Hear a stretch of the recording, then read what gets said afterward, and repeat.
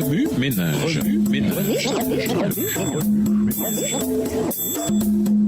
Bienvenue dans votre émission Remue ménage. Nous voilà au mardi 30 août. Atteindre et toucher. Lisons Ésaïe 61, le verset 1. Ésaïe 61, verset 1.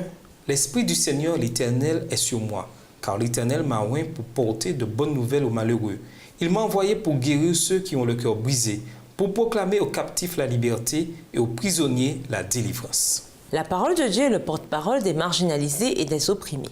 On y trouve par exemple plus de 2000 références traitant du sujet de la pauvreté et des enfants. Jésus-Christ est le militant de la justice sociale le plus éminent de tous les temps. Ésaïe 61, le verset 1, prophétisa au sujet de son œuvre. Le Seigneur Dieu me remplit de son esprit car il m'a consacré et m'a donné pour mission d'apporter aux pauvres une bonne nouvelle et de prendre soin des désespérés, de proclamer aux déportés qu'ils seront libres désormais et de dire aux prisonniers que leurs chaînes vont tomber.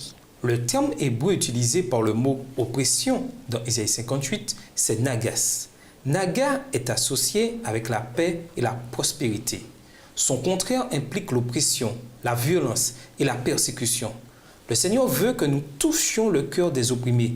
Ésaïe 58 place une lourde responsabilité sur nos épaules. Certes, mais ce passage fournit sans doute l'exemple le plus pratique pour atteindre la communauté. Détache les chaînes de la méchanceté, dénoue les liens de la servitude, renvoie libres les opprimés et que l'on rompe toute espèce de joug. Partage ton pain avec celui qui a faim et fais entrer dans ta maison les malheureux sans asile. Si tu vois un homme nu, couvre-le et ne te détourne pas de ton semblable. Ésaïe 58, les versets 6 et 7 dans la version Louis II. Les chrétiens devraient être actifs en matière de justice sociale.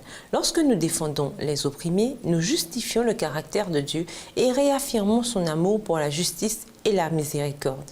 Actuellement, plus de 3 milliards de personnes dans notre monde doivent se contenter de 2,50 $ par jour pour vivre.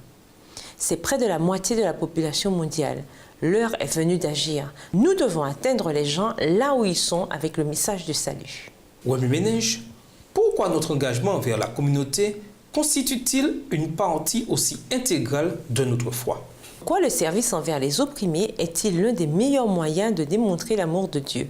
Qui le Seigneur pourrait-il vous demander d'atteindre aujourd'hui? Au revoir. Et à demain si Dieu.